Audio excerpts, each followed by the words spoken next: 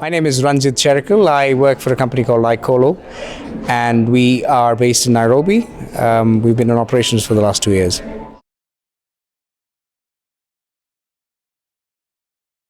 So icolo is a carrier-neutral data center operator. So the name icolo means I being internet provider, so we're carrier-neutral.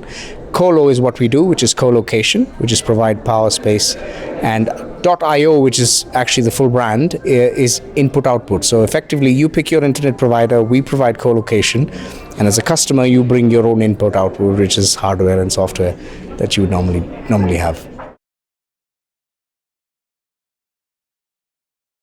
So part of our mission in Kenya is to build an ecosystem for the operators, for the customers, for the ISPs, the internet exchange, to provide a platform effectively for everybody to benefit.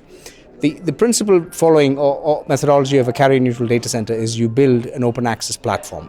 So the customers put their equipment down and they allow to be connected with any internet service provider.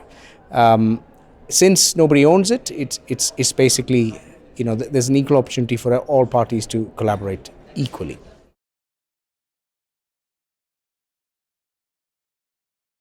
So we are truly the first carrier-neutral data center in East Africa, or for that matter, for a lot of sub-Saharan Africa, with the exception of South Africa.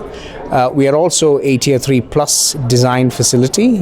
We will be PCI DSS compliant. We will be ISO 2007 compliant. We also think that we will have processes and operations modeled after our European partner that would be outstanding.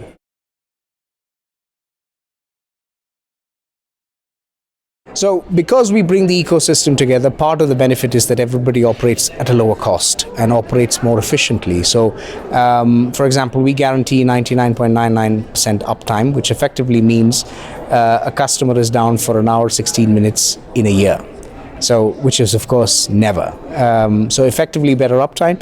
Now, because we provide the ecosystem, we build it around our platform, everybody competes equally, and we expect the overall cost to be lower, which then goes down to the consumers and the residents of East Africa, and effectively comms and information should flow faster and cheaper. So third-party co-location data centers basically embodies a sort of large plethora of customers. So financial services, ISPs, mobile network operators, universities, SACCOs, effectively anybody that's got a rack sitting in an office that needs to sit in a safe, secure, stable environment. So yes, corporate enterprise customers also, which I should mention.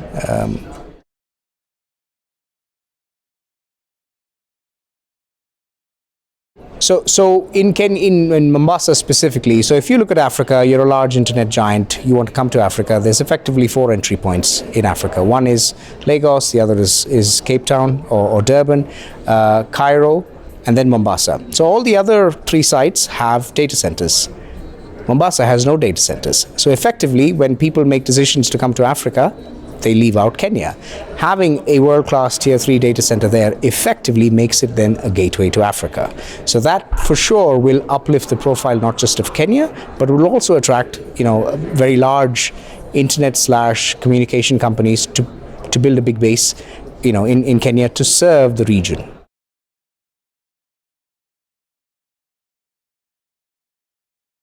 So what this does is effectively allows companies to position this as a regional outpost to service a large portion of Rwanda, Burundi, Kampala, Dar es Salaam, even as far as Mozambique from a central location, because it can be served terrestrially, it can be served through subsea networks, through satellite, but effectively all from one central location, which effectively means also that customers have less latency, so things are a bit faster.